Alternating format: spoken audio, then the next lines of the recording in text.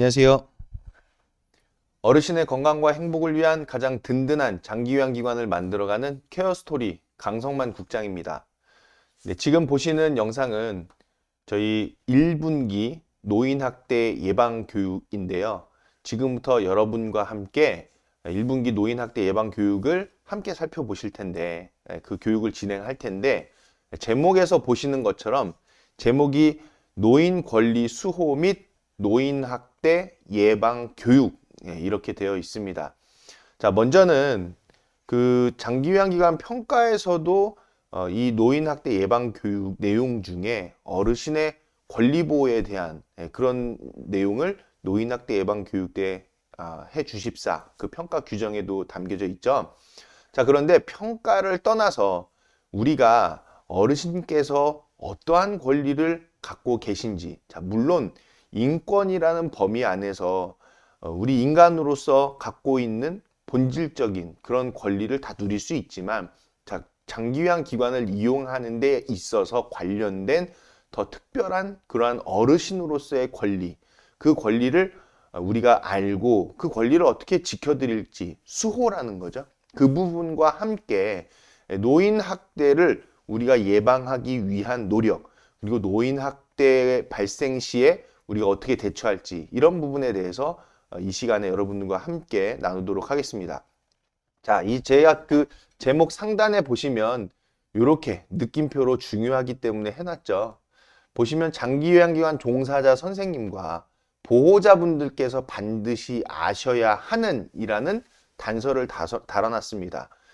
이 영상은 저희 그 교육 계획서를 보시면 아시겠지만 보호자분들께도 영상을 제공해 드리고, 그리고 이 교육과 관련된 자료도 보호자분들께 제공해 드리도록 하고 있죠. 그 자료 안에는 포스터도 있고 또 이 교육 관련된 이 PPT 내용도 있고, 또 그 외에 다른 인권과 관련된 또 어르신 권리와 관련된 그런 행동 강령, 윤리 강령 이런 부분들을 또 담아서 제공을 해 드리는데, 보호자분들께서도 반드시 알아두셔야 하는 이유가 우리나라 노인 학대의 가장 많은 비중을 차지하고 있는 것이 바로 가정에서 이루어지는 부분이고, 특히나 자녀들의 노인 학대 이런 부분들이 비중을 많이 차지하고 있기 때문에 보호자분들도 함께 하셔야 되는 사안이고요. 교육이고, 더불어서 장기요양기관에서도 지금 노인 학대에 대한 이런 일들이 너무나도 빠르게 증가하고 있죠. 그런데 어르신께서 기관을 이용하고 계신데 보호자분들께서 노인 학대에 대한 부분의 교육을 안 받으셔서 노인 학대와 관련된 예방 또 노인 학대에 대한 대처 이런 것들을 모르고 계신다면, 그러면 어르신께서 장기요양기관을 이용하면서 노인 학대가 일어나는 건지, 노인 학대 받고 계신 건지, 또 안 받고 계신 건지 알 수가 없겠죠. 그렇기 때문에 보호자분들께서도 반드시 아셔야 하는 것이 바로 이 노인학대 예방 교육의 내용들입니다. 자, 그래서 이 영상은요, 어르신도 또 보호자분들도 함께 시청하셔야 하는 이 노인학대 예방 교육 영상이라는 점 지금 먼저 숙지를 하시고 아셔두시고 지금부터 01분기 노인학대 예방 교육을 시작하도록 하겠습니다. 자, 그러면 다음 페이지부터 우리가 한번 보면, 자, 본론의 내용인데요. 먼저는 우리가 봐야 할 것이 시설 생활 노인 인권보호 지침이라는 것부터 알아둘 필요가 있습니다. 자, 여기서 단서가 시설 생활 노인이라는 부분이 있죠. 즉, 노인복지시설에서 생활하시는 어르신, 또 노인복지시설이자 우리는 장기요양 기관이거든요. 그래서 장기요양 기관에서 생활하시는 어르신에 대한 인권보호 지침이 마련되어져 있습니다. 자, 그런 지침이 있어요. 그래서 그 지침을 만든 목적이 있다라는 것이죠. 그 목적은요, 자, 노인복지시설, 그 중에서도 노인주거복지시설, 노인의료복지시설, 재가노인복지시설 중에서도 주야간보호시설과 단기보호시설을 말한다는 거예요. 자, 그런 노인복지시설에서 생활하시는 어르신의 기본적인 인권을 규정하고 있다라는 거죠. 또 이를 보장하기 위한 구체적인 행동 강령을 제시한다라는 것입니다. 자, 구체적인 행동 강령이에요. 그냥 어떤 뭐 두루뭉실하게 얘기하는 것이 아니라 구체적으로 어떻게 해라 라는 행동적인 명령이 담겨져 있다. 그것이 바로 시설생활 노인 인권보호 지침이라는 거죠. 그 안에 어르신께서 시설에서 생활하실 때에는 어떻게 해야 한다, 어떻게 해야 한다, 이런 부분은 하지 말아야 한다, 이런 부분에 대해서는 어떻게 해야 한다, 이런 규정들이 정해져 있습니다. 그래서 이런 규정을 통해서 시설 생활 어르신들이 존엄한 존재로서 존경받고 건강하고 안정된 노후 생활을 영위할 수 있도록 지원하고자 한다는 것이죠. 어르신께 필요한 세 가지가 다 거론되고 있습니다. 자, 첫째는 뭔가요? 존경. 네, 그리고 두 번째는 건강.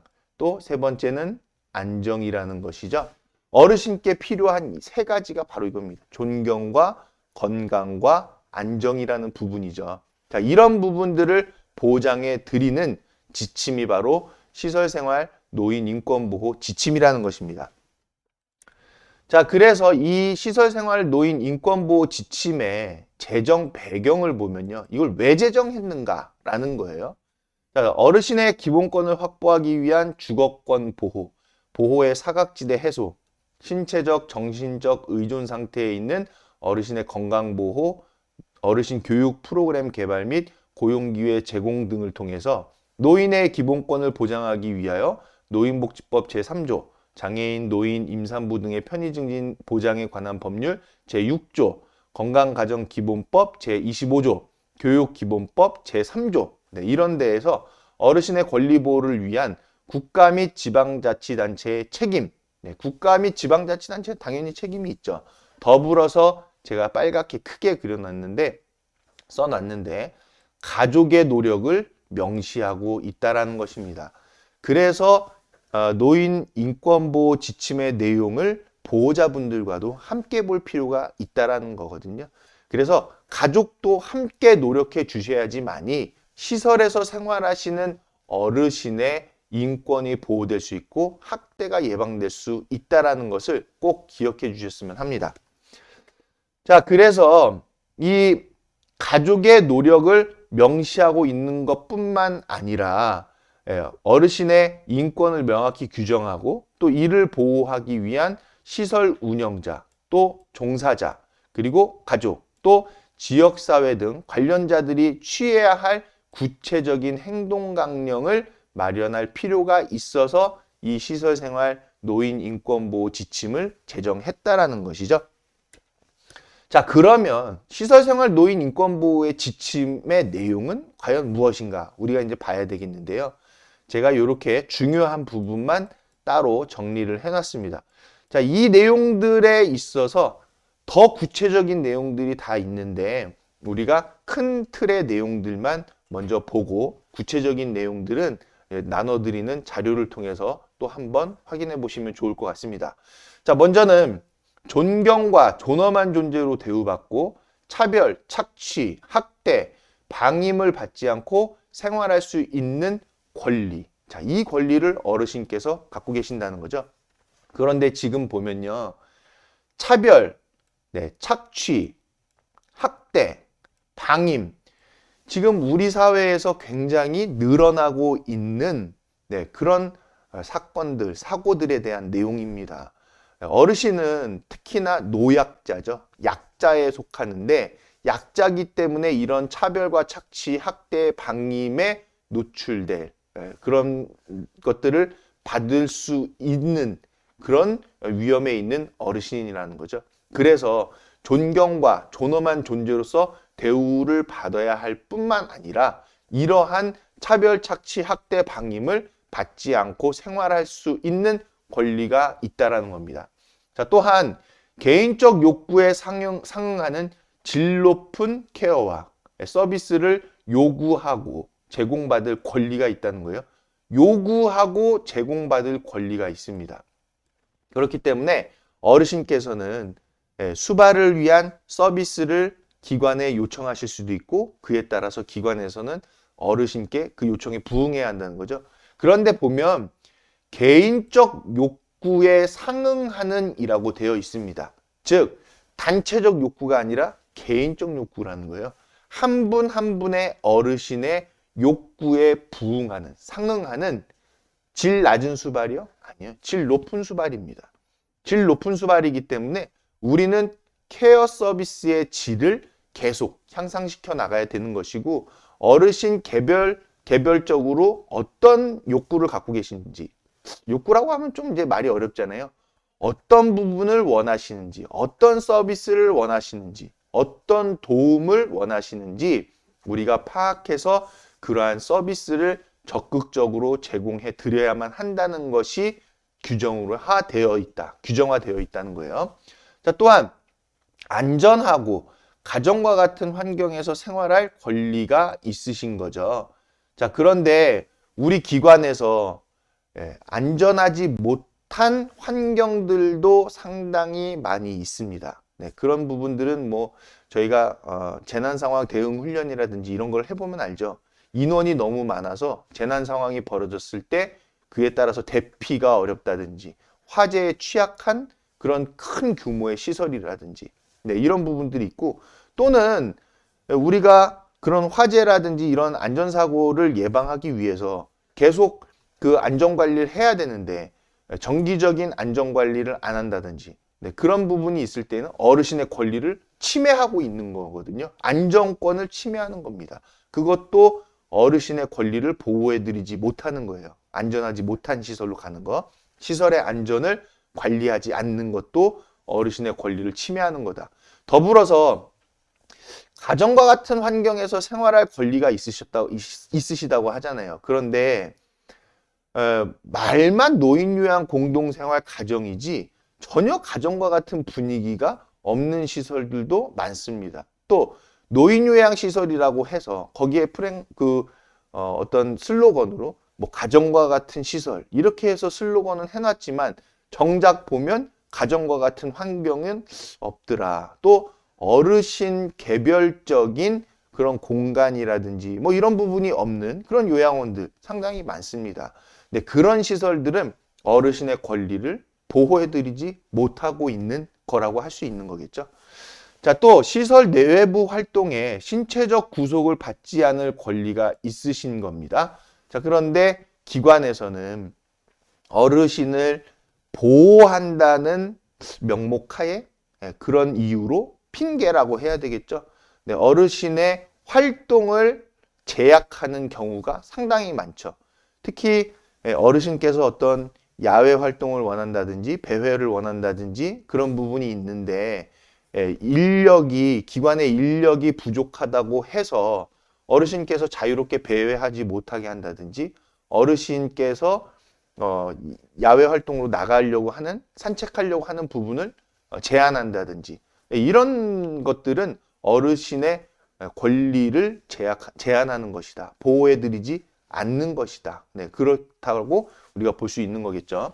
자, 또 개인적 사생활과 비밀 보장에 대한 권리가 있으신 거. 이거는 어르신뿐만이 아니라 누구에게나 해당하는 내용이죠. 그런데 어르신의 가정사 또 보호자분들의 가정사 이런 것들을 기관에서 듣고 퇴근해서 나가가지고 그 어르신 가정은 뭐 어떻게 한데 이런 얘기들 다 퍼져서 나중에 이 얘기가 돌고 돌아서 보호자분이 알게 되는 그런 해프닝도 기관에서 벌어지기도 하죠.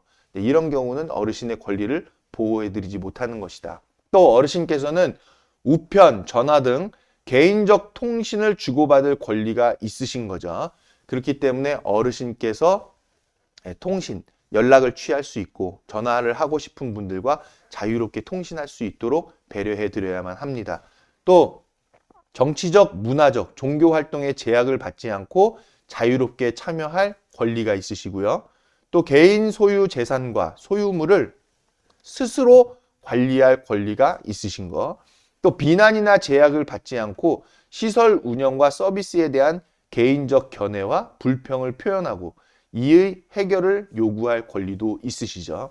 또 시설 내부에서 개인적 활동, 단체 및 사회적 관계에 참여할 권리가 있으시고 시설 입퇴소, 일상생활, 서비스 이용, 재반 시설 활동 참여 등 개인의 삶에 영향을 미치는 모든 부분에서 정보에 접근하고 자, 자기 결정권을 행사할 권리가 있으시다는 거 꼭 기억하셔서 이 시설생활 노인 권리 보호의 내용에 합당하도록 기관을 운영하시고 또 종사자분들께서도 이 내용에 합당하도록 어르신께 서비스를 제공해 드릴 수 있도록 노력해 주시고 또 보호자분들께서는 어르신께서 갖고 계신 이 권리를 바탕으로 기관 이용과 또 가정에서의 생활 그 양쪽 면에 있어서 모니터링 하시고 관리하실 수 있도록 해주시는 것이 어르신의 권리를 보호해드리고 노인 학대를 예방하는 길이라는 것, 방법이라는 것을 꼭 기억해 두시기 바랍니다. 자, 어르신의 권리. 지금 방금 말씀드렸잖아요. 이러한 권리를 지켜드리지는 못할 망정. 학대가 일어나서야 되겠습니까? 네. 지켜드려야 하는데, 수호해드려야 하는데, 수호도 못하고 학대를 한다고 하면은 참 문제가 큰 거죠. 자, 우리 이 당진시에서 지금 운영 중인 노인 요양시설에서 있었던 이 인권 침해 문제, 노인 학대의 사건을 한번 보시면서 우리 또 한번 얘기를 나눠보시죠. 당진의 한 노인 요양시설에서 노인 학대가 발생해 충격을 주고 있습니다. 현재 경찰 수사가 진행되고 있는데요. 취재기자 전화 연결합니다. 정선영 기자, 자세한 상황 전해주시죠. 네, 당진 시내에 위치한 장기 노양 요양시설이 노인 학대 판정을 받았습니다. 충남 노인보호 전문기관이 당진시 읍내동에 위치한 한 요양시설의 노인 학대 혐의와 관련해 지난달 13일 시설 조사를 진행했는데요.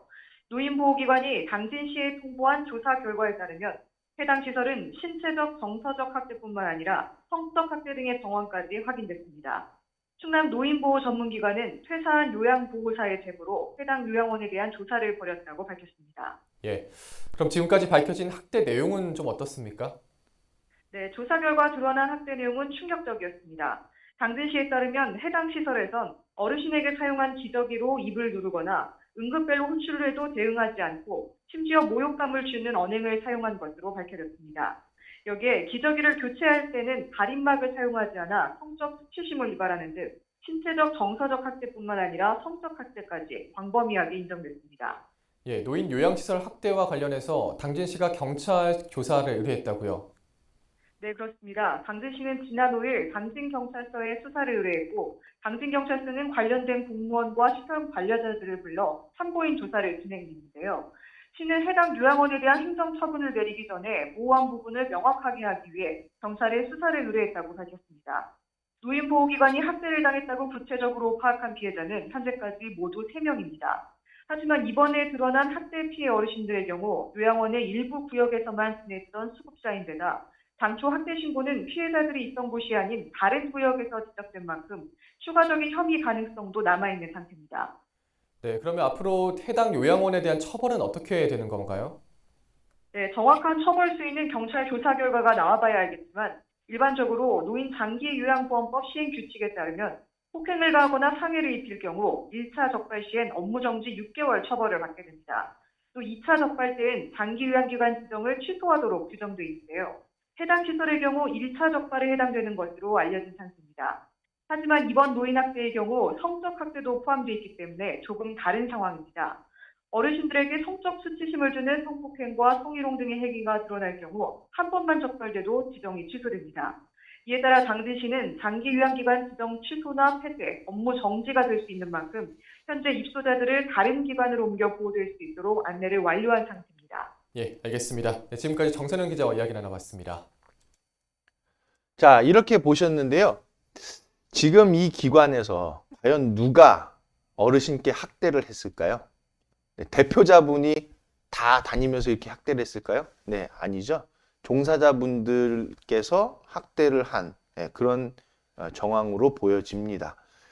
그렇기 때문에 지금 기관에서 근무하시는 종사자분들께서는 학대의 그런 행위가 기관에서 발생하지 않도록 우리 스스로를 관리하고 그리고 또 운영자분께서는 기관의 전반적인 서비스 제공 과정과 또 하루하루의 그런 현황들을 철저하게 관리하셔서 절대로 지금 이 영상과 같은 학대가 기관에서 발생해서는 안 된다라는 부분 우리가 꼭 알아두셔야만 되겠죠. 자, 그래서 이러한 노인학대, 과연 우리가 얼마나 알고 있을까요? 자, 먼저 우리가 이 노인학대의 정의부터 한번 살펴보셔야 되겠는데요. 노인복지법 제1조 2 제4호에 노인학대의 정의가 나오고 있습니다. 일단 노인복지법인데요. 노인복지법 1조에서 노인학대의 정의가 먼저 나온다는 거가 좀 상당히 의아하죠. 노인복지인데 1조에서 학대가 벌써 나온다. 그만큼 노인학대는 발생할 우려가 상당히 높습니다. 쉽게 발생할 수 있다라는 그런 우려가 있는 거죠.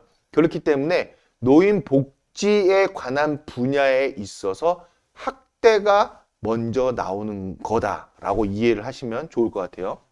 이 노인학대라는 것은 법에서 노인학대란 65세 이상 노인에 대하여 신체적, 정신적, 정서적, 성적 폭력 및 경제적 착취 또는 가혹행위를 하거나 유기 또는 방임하는 것을 의미한다라고 법에서 규정을 하고 있습니다. 노인학대의 이 발생 공간들을 보시면요. 가장 많이 일어나고 있는 것이 바로 가정학대죠. 더불어서 지금 이 초고령화 시대에 있어서 학대가 많이 일어나고 있는 부분, 바로 장소, 바로 시설학대죠. 기관, 장기요양 기관에서의 학대라고 볼 수 있습니다. 또 더불어서 가정 및 시설 외의 공간, 그리고 기타 학대 행위자에 의해 발생하는 그런 학대가 바로 기타 장소에서 발생하는 그런 학대가 되겠죠. 주요한 장소는 바로 가정학대와 시설학대다. 그렇기 때문에 보호자분들, 어르신의 가족분들, 그리고 종사자분들, 또 운영자까지 우리 모두가 같이 노인학대가 발생하지 않도록 철저하게 힘을 모아서 관리할 필요가 있는 것이죠. 자, 계속 증가하는 어르신 학대. 여러분이 가해자가 되어서는 절대로 안 되겠죠. 노인 학대는요, 아주 가파르게 증가하고 있습니다. 장기요양 기관이 많이 생기는 것만큼 또 어르신의 인구수가 늘어나는 만큼 그만큼 노인 학대가 비례해서 늘어나는 추이인데 그래서는 안 되겠죠. 인구가 늘어난다고 해서 동시에 노인 학대가 같이 늘어나서는 안 된다. 우리가 이 그래프를 꺾을 필요가 있습니다. 줄어들게. 아예 노인 학대가 발생하지 않도록 다 함께 힘을 모을 필요가 있는 거죠. 특히나 제가 여기다가 여러분이 가해자가 되어서는 안 되겠죠? 라고 단 부분은 자칫 우리가 여러분이 이 영상을 보고 계신 여러분이 가해자가 되어서는 절대로 안 되는 거잖아요. 그렇기 때문에 자기 관리를 철저히 하면서 어르신 학대가 근무하면서 기관 내에서 발생하지 않도록 관리하고 모니터링하고 또 운영자분께서도 현장에 대한 관리 이런 부분들이 함께 이루어져야 한다. 보호자분들께서도 기관에 적극적으로 참여해 주시고 기관에 대한 그런 서비스 제공 과정이나 일과들을 항상 알고 계셔야 한다. 모니터링 해 주셔야만 한다는 겁니다. 자, 노인학대의 특성을 보시면요. 이 네 가지로 대표적으로 말씀을 드릴 수 있는데요. 자, 복합성과 반복성, 지속성과 은폐성이라는 거죠. 복합성이라는 것은 오랜 시간 동안 복잡하게 얽혀온 가족관계 갈등의 극단적인 형태다. 가족관계 갈등뿐만이 아니라요. 기관 내에서도 여러 가지 상황들이 어우러져서 노인학대가 발생하는 그런 복합적인 특성을 동시에 갖고 있다는 거예요. 그리고 반복성이라는 것은 한 차례로 해서 끝나지 않는다는 겁니다. 계속 반복해서 일어나는 것이 노인학대의 특성이다. 그렇기 때문에 노인학대의 신고가 들어간 상황에서는 이미 과거에 계속적으로 노인학대가 있었다라는 것을 우리가 알 수 있는 거겠죠. 그리고 지속성이 있는데 외부 개입이 어렵고 쉽게 해결되지 않아서 그 문제가 오랫동안 지속된다는 거예요. 그렇기 때문에 무서운 것이 바로 노인학대다. 단기간이 아닙니다. 지속적으로 오랜 기간이라는 거예요. 또 은폐성이라는 특성이 있는 거죠. 그렇기 때문에 노인학대를 발견하기가 상당히 어렵습니다. 또한 어르신 스스로가 이런 노인학대가 드러났을 때 혹시라도 어떤 불이익을 당하지 않을까 이런 염려 때문에 은폐하는 그런 성향이 있는 거죠. 이 노인학대가. 또한 종사자분들께서도 만약에 노인학대를 했는데 이 부분이 드러나면 문제가 되잖아요. 그렇기 때문에 노인학대 행위들을 계속 덮어두고 가는 이런 은폐적인 특성이 있다는 겁니다. 우리는 이 복합성, 반복성, 지속성, 은폐성 이 노인학대의 이 네 가지 특성을 꼭 기억하셔서 노인학대가 일어나는 그런 사건의 현장들을 여러분들께서 혹시라도 마주하게 되었을 때 이 부분을 꼭 기억하셔서 은폐성 감춰지기 때문에 우리가 더 혹시라도 이게 노인학대는 아닌지 들여다볼 필요가 있고 지속적인 부분들인가 살펴볼 필요가 있고 반복적인가 복합적인 건가 우리가 들여다볼 필요가 있다라는 것으로 이해하시면 좋겠습니다. 자, 그러면 이러한 노인학대 우리가 유형을 한번 보시면요. 먼저는 신체적 학대가 있죠. 신체적 손상, 고통, 장애 등을 유발시키는 행위다. 설명할 수 없거나 치료받지 못한 상처 및 부상이 발견되는 부분들이 바로 신체적 학대다. 또 우리 직접적으로 때에 따라서 목격할 수도 있는 거죠. 폭행한다든지 때린다든지 밀친다든지 넘어뜨린다든지 여러 가지 그런 신체적 학대의 유형들이 있을 겁니다. 자, 그리고 정서적 학대가 있죠. 비난, 모욕, 위협, 협박 등 정서적 고통을 주는 행위에 해당하죠. 소외시키거나 말 행동을 통해서 무시하고 욕을 하는 그런 학대가 바로 정서적 학대에 해당이 되겠습니다. 자, 이번에는 성적 학대죠. 아까 그 영상에서 보셨죠? 성적 학대에 있어서는 바로 원 스트라이크 폐업으로 폐쇄죠, 폐쇄로 그렇게 가는데 이 성적 학대는 성적 수치심 유발 행위 및 성폭력 등 강제적 성적 행위를 말한다. 성적 수치심을 주는 농담을 하거나 몸을 만지는 등. 그리고 아까 그 영상에서는 이제 기저귀를 교체할 때 가림막을 사용하지 않고 그냥 어르신의 성기 부분들을 다 드러내놓고 막 기저귀를 간다든지 이런 부분들도 성적 수치심을 유발하는 행위 중에 하나가 될 수 있는 거죠. 또 경제적 학대가 있어요. 어르신의 의사에 반해서 재산 또는 권리를 빼앗는 행위가 바로 경제적 학대인데 허락 없이 어르신의 물건 및 금품을 가로채거나 사용하거나 또 어르신의 재산을 뭐 처분한다든지 또 어르신의 그런 돈을 그냥 임의적으로 막 사용한다든지 기관에서 이런 부분들 문제가 되는 그런 노인 학대의 유형이죠. 자, 또 방임이 있는데요. 어르신께 의식주 및 의료를 적절하게 제공하지 않는 행위입니다. 조치가 필요한 어르신께 의식주 및 의료적 처치 등 보호를 제공하지 않고 그냥 방치시켜 놓는 행위가 바로 방임에 해당한다. 그리고 유기는요. 보호자 또는 부양 의무자가 어르신을 버리는 행위가 되겠죠. 어르신을 낯선 장소에 버리거나 시설이나 병원에 입소시킨 후에 연락을 두절하는 이런 경우들. 심심치 않게 목격할 수 있는 그런 형태의 학대가 또 유기가 됩니다. 저도 굉장히 깜짝 놀랐던 그런 적이 있어요. 저기 그 서해대교 그 부분 이제 넘어서 가고 있는데 막 고속도로 막 정말 엄청 빨리 달리잖아요. 그럼 빨리 달리는 속에 어르신 한 분께서 그 고속도로에서 걸어가고 계시는 거예요. 그 어디 출구도 없는 그 부분을 도대체 어디서부터 그렇게 걸어오셨는지 모르겠는데 그래서 빨리 안전하게 갓길에다 차를 대고 그 쌩쌩 달리는 고속도로에서 어르신을 가봤는데 벌써 뭐 대변도 보셨고 막 냄새도 나고 막 그런 상황이에요.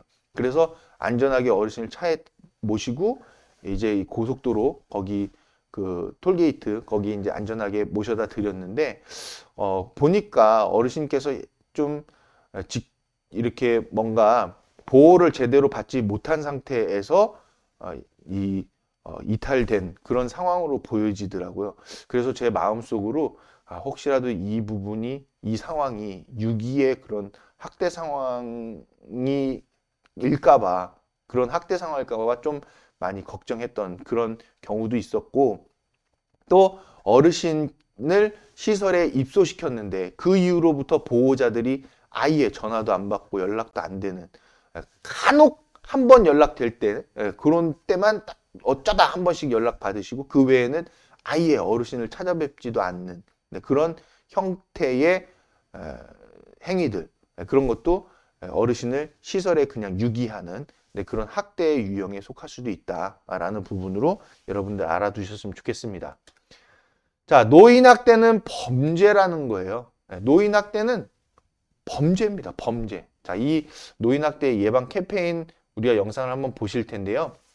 일단은 우리가 노인학대라는 것은 범죄라는 것을 인식을 하면서 이 캠페인 영상에서 노인학대가 또 어떤 상황에서도 발생할 수 있는 것인지 여러분들 한번 같이 보셨으면 좋겠습니다. 이거를 먹어. 너무 쪄. 어머니, 확대하면 음식 짜게 하지 말라니까. 에휴, 너 있네. 여권은? 다 챙겼지. 자, 가자.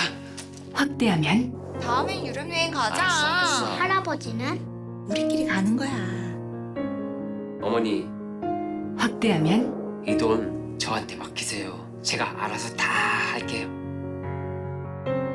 폭력만이 학대의 전부가 아닙니다. 노인학대, 우리 모두의 관심이 필요합니다. 네, 맞습니다. 노인학대, 우리 모두의 관심이 필요한 부분이죠. 그리고 학대는 폭력만이 학대가 아니다. 이 메시지처럼 우리 일상에서 벌어질 수 있는 그런 상황들, 그런 것들을 여러분들께서 미리 알고 계셔서 노인학대가 발생하지 않도록 우리 함께 힘과 뜻을 모아야만 이거를 하겠습니다. 먹어. 자, 노인학대 처벌 규정을 우리가 좀 살펴볼 필요가 있는데요. 노인학대 행위에 따라서 어떠한 처벌을 받느냐 좀 보면은, 자, 먼저는 노인의 신체에 상해를 입히는 행위가 있어요. 7년 이하의 징역 또는 7천만 원 이하의 벌금에 처해질 수 있다라는 거죠. 특히 상해를 입히는 그 행위의 정도 또 그런 거에 따라서 요즘 이 사회적인 분위기가 이 폭행이라든지 이런 또 노약자에 대한 폭행 이런 부분들에 있어서 처벌 수위를 좀 높여달라, 이런 사회적 분위기가 많이 조성이 되어 있죠. 형성이 되어 가고 있는 거죠. 그렇기 때문에 노인학대에 있어서도 특히나 신체에 상해를 입히는 행위의 이 처벌 규정은 상당히 무겁다라는 거 꼭 기억하시면 좋을 것 같아요. 또한 어르신이 신체에 폭력을 가하는 행위, 성적 수치심을 주는 성폭행, 성희롱 등의 행위, 자신의 보호 감독을 받는 노인을 유기하거나 의식주를 포함한 기본적인 보호 및 치료를 소홀히 하는 방임 행위, 어르신께 구걸하게 하거나 노인을 이용하여 구걸하게 하는 행위, 폭언, 협박, 위협 등으로 어르신의 정신건강에 해를 끼치는 정서적 학대 행위 같은 것들은 5년 이하의 징역 또는 5천만 원 이하의 벌금에 처해질 수 있다라는 부분을 함께 알아두시면 좋을 것 같습니다. 또 노인을 위하여 증여 또는 급여된 금품을 목적 외의 용도에 사용하는 행위 또한 3년 이하의 징역 또는 3천만 원 이하의 벌금에 처해질 수 있고요. 신고인의 신분보호 및 신원 노출 금지 의무를 위반한 자 같은 경우에는 1년 이하의 징역 또는 1천만 원 이하의 벌금에 처해질 수 있습니다. 자, 그리고 노인학대 신고 의무자로서 노인학대를 신고하지 아니하신 분들 500만 원 이하의 과태료에 처해질 수 있는 것이죠. 자, 그런데 노인학대 신고 의무자이면서 노인학대를 신고하지 않았어요. 그랬는데 이 어르신께 생명에 큰 어떤 지장이 초래되었다라고 했을 때 상당히 큰 문제가 될 수 있는 것이죠. 자, 노인학대 신고 의무자는요, 저희 장기요양기관에서 근무하고 계신 종사자분들, 그리고 운영자분, 그리고 관리자분, 이런 분들이 지금 노인학대 신고 의무자로 되어져 있죠. 그렇기 때문에 여러분들께서 이 영상을 보고 계신 장기요양기관의 종사자분들께서는 노인학대 상황에 직면했을 때 신고하지 않는다면 그에 따른 책임이 발생할 수 있다는 거 꼭 기억을 하시고, 노인학대 학대라고 생각되는 상황에 있어서는 반드시 신고를 해 주셔야만 하겠습니다. 자, 그러면 무엇보다도 노인 학대는 발생하기 전에 예방하는 것이 중요하잖아요. 그래서 노인보호 전문기관 포스터에 보시면은 노인 학대 예방을 위한 7대 수칙이 있습니다.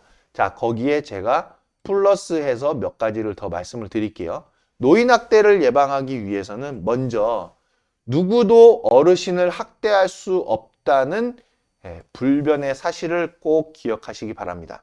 어르신뿐만 아니라 아동, 그리고 청년, 인간이면 누구나 학대를 받을 수 없죠. 학대를 가해서도 안 되고 학대를 받아서도 안 되는 존귀한 존재다.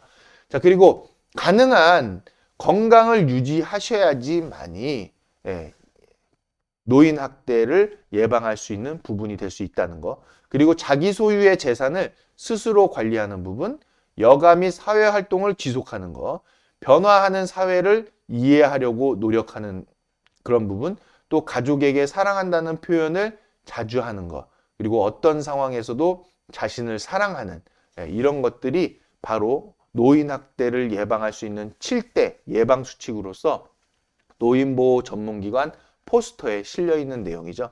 자, 더불어서 노인 학대를 예방하기 위해서는요, 먼저는 지금 이 영상처럼 분기별 노인 학대 예방 교육을 충실히 수강하셔야만 합니다. 누구요?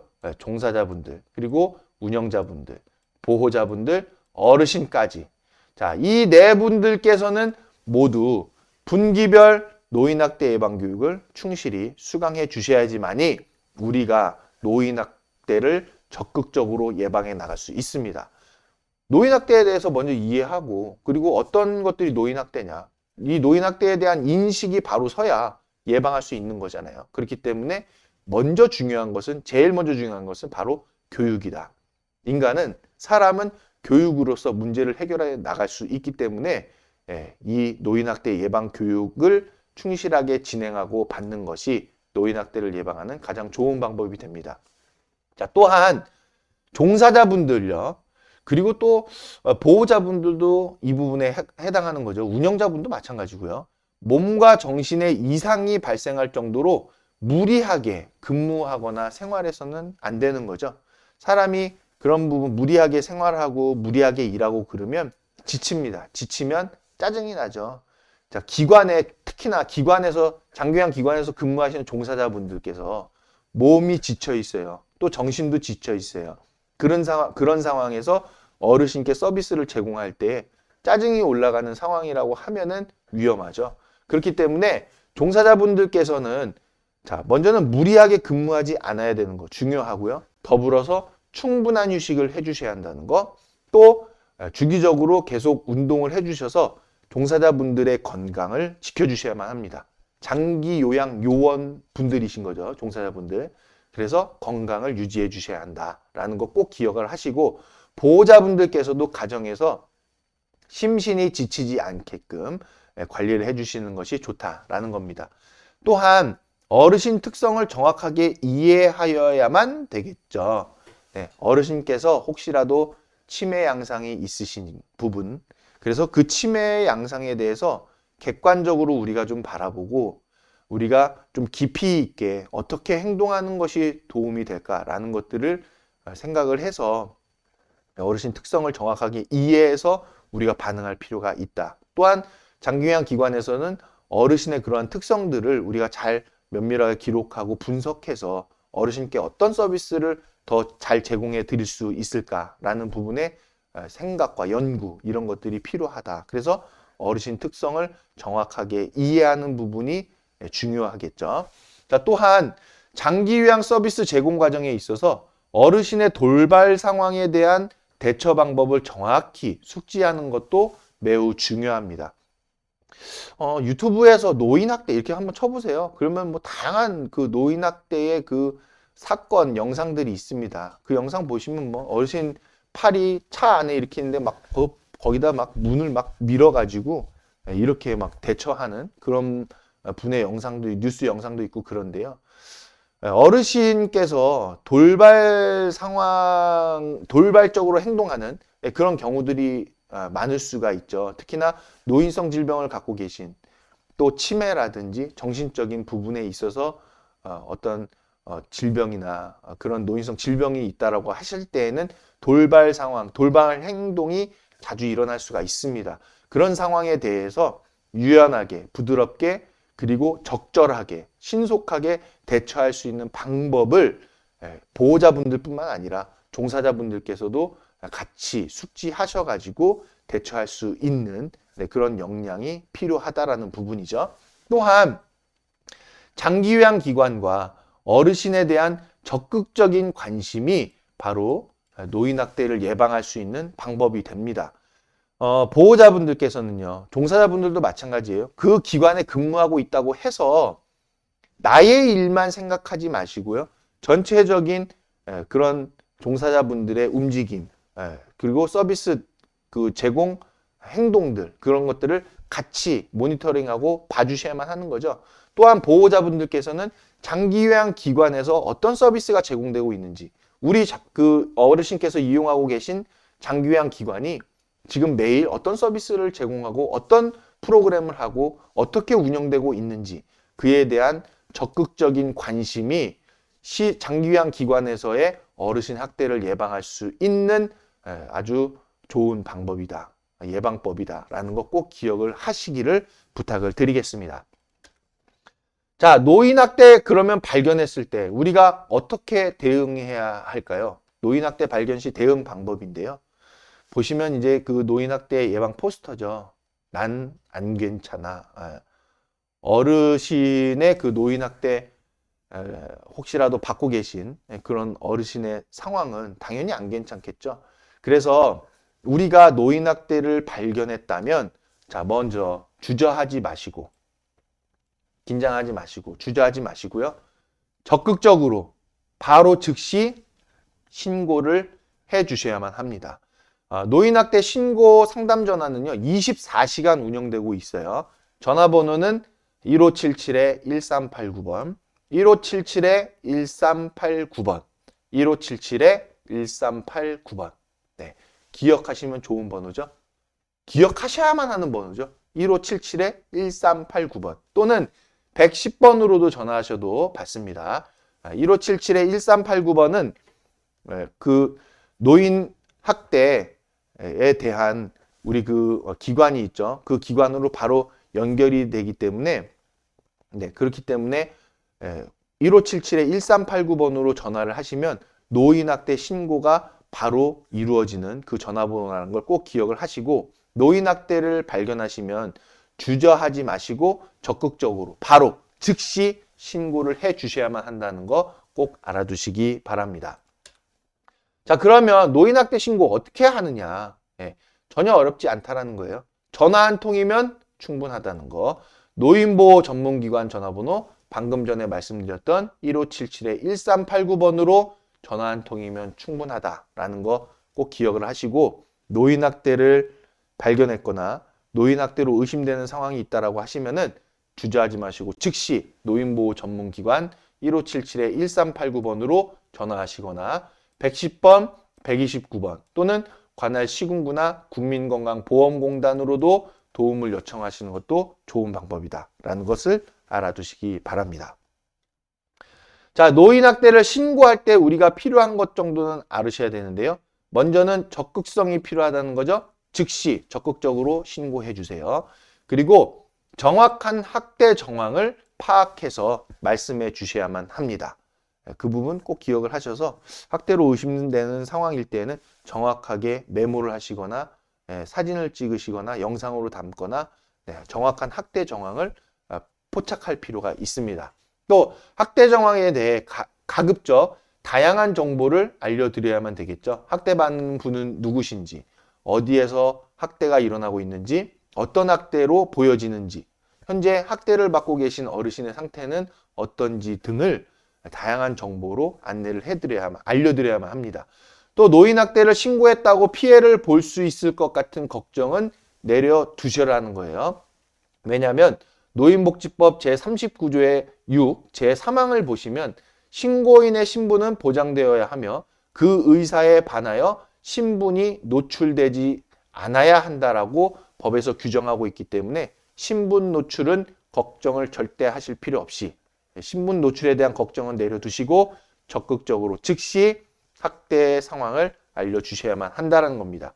그리고 그것이 알고 싶다. 아주 끝까지 추적하죠. 그것이 알고 싶다처럼 가급적 끝까지 그 신고 결과에 대한 부분을 우리가 관심을 가지고 확인할 필요도 있습니다. 자, 그래서 여기까지 해서 우리가 노인학대 예방교육의 내용들을 다 살펴보셨는데요. 노인학대는요, 절대 일어나서는 안 되는 그런 일이죠. 우리가 어르신 학대 없는 사회를 만들어야만 합니다. 또 어르신 학대 없는 장기요양기관을 만들어야 하죠. 그래서 어르신 학대 없는 장기요양기관의 케어 스토리를 만들어서 어르신께서 건강하고 행복한 노후의 마지막 시간들을 안정되게 보내실 수 있도록 보호자분, 또 종사자분들, 그리고 장기요양기관의 운영자, 대표자님, 그리고 어르신까지 우리 모두가 함께 힘과 뜻을 모아서 어르신 학대 없는 대한민국을 만들어가는 케어 스토리를 함께 만들어 주시기를 부탁을 드리면서 1분기 노인학대 예방교육을 여기서 마치도록 하겠습니다. 혹시라도 교육 내용과 관련해서 궁금하신 사항이 있으시면은 저희 케어 스토리로 전화를 주시거나 또는 해당 영상에 댓글도 쓰실 수 있거든요. 댓글을 달으셔도 좋고 다양한 방법으로 저희 케어 스토리로 연락을 주시면 친절하게 안내해 드리도록 하겠고요. 마지막으로 한 번 더 당부드리고 싶은 것은 노인 학대는 절대로 우리 장기요양 기관에서는 발생해서는 안 된다. 일어나서는 안 되는 일이다. 라는 부분. 혹시라도 내 주변에 노인 학대가 발생하는 그런 의심이 있다면 덮어두지 마시고 뒤돌아서지 마시고 외면하지 마시고 적극적으로 꼭 신고해 주시기를 당부를 드리면서 노인학대 예방교육을 마치도록 하겠습니다. 감사합니다.